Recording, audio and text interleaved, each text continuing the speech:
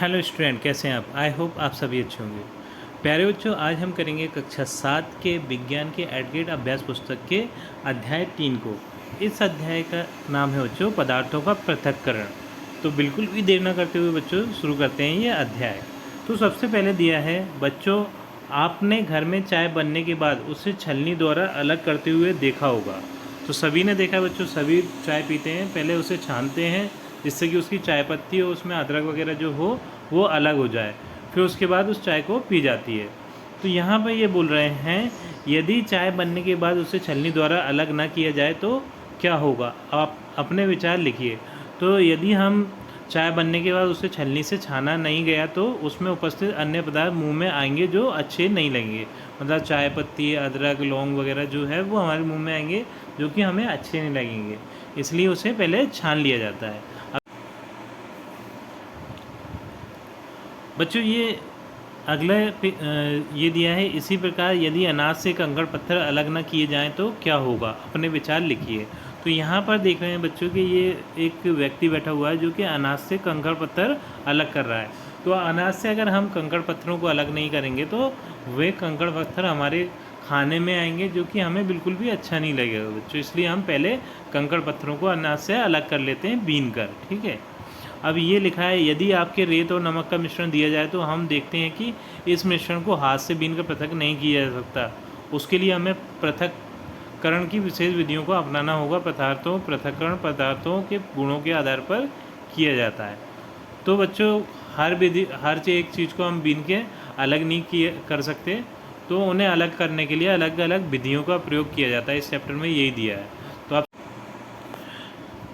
इस अध्याय का बच्चों जो प्रश्न क्रमांक 1 है वो है, सूखे पौधों की डंडियों से अन्य कणों अथवा अनाज को पृथक करने के प्रक्रम को कहते हैं।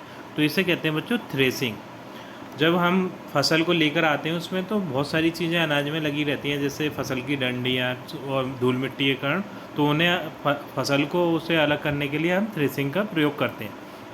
प्रश्न क्रमांक 2 है, ये है, गेहूँ, चावल या दाल में से कुछ बड़े मिट्टी के कणों या पत्थर को पृथक करने में किस विधि का उपयोग करेंगे? तो ये होता है हस्त चयन, मतलब हाथों से चुनकर उन पत्थर कंकड़ों को अलग करना।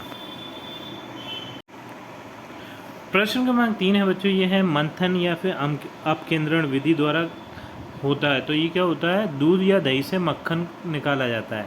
आपने देखा होगा कि गांव वगैरह में जो मथनी से दूध या ये दही में से हमें ना मक्खन को अलग करते हैं, वो विधि कहलाती है मंथन या अपकेंद्रण। प्रश्न क्रमांक 4 है, यदि आपको पानी या नारियल तेल के मिश्रण में से दोनों को पृथक पृथक करना हो तो आप किस विधि का उपयोग करेंगे? तो हम निस्तारण इस विधि का उपयोग करेंगे। प्रश्न क्रमांक 5 है, समुद्री जल से नमक किस विधि द्वारा बनता है? तो ये वाष्पन के द्वारा, समुद्री जल को वाष्प के द्वारा उड़ा दिया जाता है और नमक नीचे रह जाता है, तो इसे वाष्पन के द्वारा अलग करते हैं। अब बच्चों प्रश्न क्रमांक 1 है, ये है, हमें पदार्थों के पृथक्करण की आवश्यकता क्यों है? तो इसके कुछ कारण होते हैं जिससे हम पदार्थों को पृथक्करण करते हैं, उन्हें अलग अलग करते हैं। ठीक है। तो हमें निम्न कारणों से पदार्थों के पृथक्करण की आवश्यकता होती है। पहला जो कारण है, हम पदार्थों में उपस्थित हानिकारक पदार्थों को अलग कर लेते हैं। हानिकारक पदार्थ मतलब अशुद्धियों को अलग कर लेते हैं। दूसरा है, पदार्थों को अलग अलग कर हम अलग अलग प्रयोग कर सकते हैं। ठीक है। जैसे चीनी और नमक है, या फिर है ना क्या कहते हैं, पानी और चीज़ें हैं, तो उन्हें अलग अलग करके हम उन्हें अलग अलग प्रयोग कर सकते हैं। प्रश्न क्रमांक 2 है, ये है, आप पानी से भरे गिलास में नारियल तेल गिर जाने पर किस प्रकार अलग करेंगे? तो इसका उत्तर है, पानी से भरे गिलास में नारियल का तेल गिर जाने पर हम उसे निस्तारण विधि द्वारा अलग करेंगे। प्रश्न क्रमांक 3 है, चालन विधि का प्रयोग किन पदार्थों को पृथक्करण हेतु किया जाता है?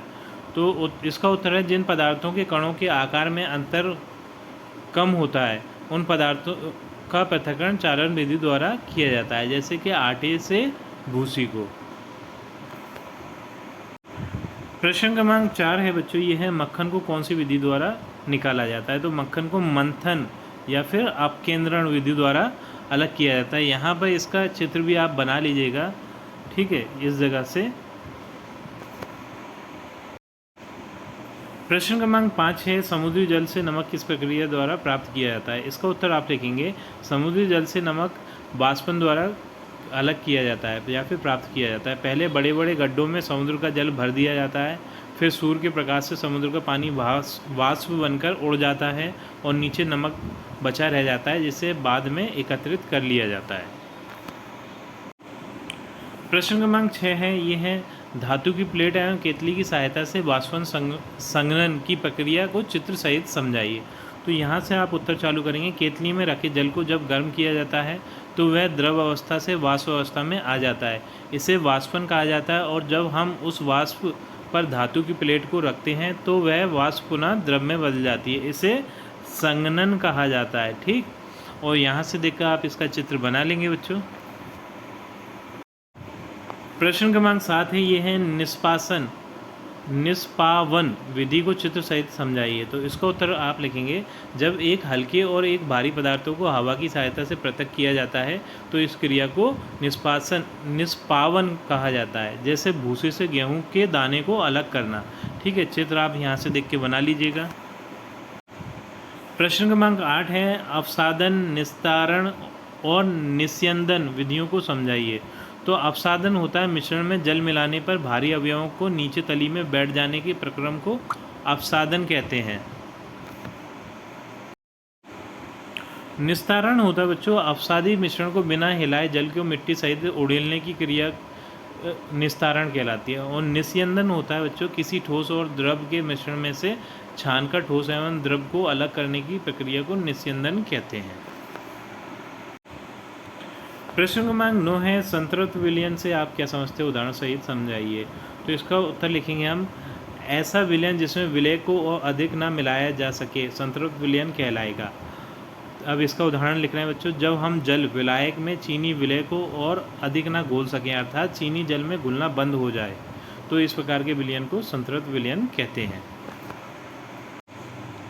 प्रश्न क्रमांक 10 है, फिल्टर पेपर से अशुद्धि दूर करने की प्रक्रिया चित्र सहित समझाइए। तो यहाँ पर आप चित्र देख लीजिए इसका, और इसका उत्तर आप लिखेंगे, फिल्टर पत्र की सहायता से द्रव में घुली सूक्ष्म अशुद्धियों को पृथक किया जाता है। सर्वप्रथम हम फिल्टर पेपर को एक कोन के आकार में मोड़ लेते हैं और फिर उस अशुद्ध द्रव को फिल्टर पेपर से गुजारते हैं, तब अशुद्धियाँ फिल्टर पेपर में ऊपर रह जाती हैं और जबकि शुद्ध जल नीचे गिलास में प्राप्त हो जाता है। बच्चों प्रोजेक्ट 1 है, ये है आपने अपने परिवेश में विभिन्न पदार्थों के पृथक्करण की विधियां देखी होंगी। इन विधियों को सारणी बनाकर निम्नानुसार लिखिए। तो यहाँ पर बच्चों मैंने इन विधियों को सभी को लिख दिया, आप यहाँ से देखकर लिख लीजिएगा।